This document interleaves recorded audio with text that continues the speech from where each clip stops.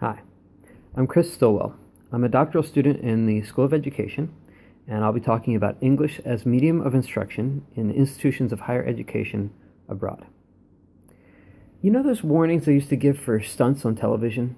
Don't try this at home. The performers are trained professionals with years of intense practice and training. I always thought it was kind of strange that those warnings were given for the most impossible feats. I mean, do we really need to be warned not to juggle torches while unicycling?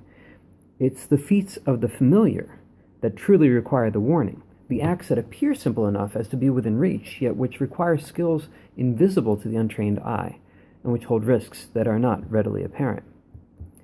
Well, a seemingly simple change is coming to colleges and universities around the world in places where English is not the local language, but where the ability to speak English is seen as a door to opportunity. Lecturers in all kinds of content areas, from nursing to business to engineering, are being asked to change their instruction from teaching in the local language to teaching in English, even though no one, not the lecturers, not the students, no one speaks English as a first language. Now, the reasons for this are numerous. Administrators believe that this change of instruction will lead to more opportunities for students. They'll be able to get more jobs, they'll be able to read publications, and maybe contribute to the literature of their fields. And also for the school, they can attract international students and faculty, and that raises their standings and brings in some international money as well from those students. Administrators also think it's a small matter to change from teaching in the local language to teaching in English. After all, these professors are already publishing in English language journals and presenting at English language conferences, so it shouldn't be a big deal to teach in English too, should it?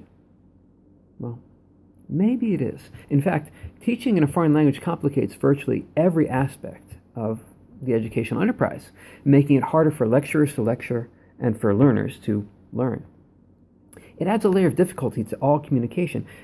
And when the teacher and the students all share the same language but refuse to use it, it creates an air of artificiality and increases the distance between teacher and student, making it harder for lecturers to bring lessons to life and for students to ask questions. Unfortunately, it seems unlikely that a better idea is going to come along anytime soon. And that's why I'm working with lecturers from all over in Taiwan and Japan, and here at UCI with lecturers who have international students of their own. And I'm looking for the best ways to make the best of this circumstance. I'm finding out which aspects of lecturers' work is most compromised and which parts might be most readily improved through various forms of teacher development. As I do so, I hope that my research will uncover techniques that can raise teaching standards across the board regardless of language. And I also hope to give voice to the struggling lecturers and students, so that administrators will have a better idea of what the shift to English language instruction entails and why perhaps they shouldn't be trying this at home unless they have enough support and safety nets in place to allow teachers and students to achieve that delicate balancing act of learning both language and content.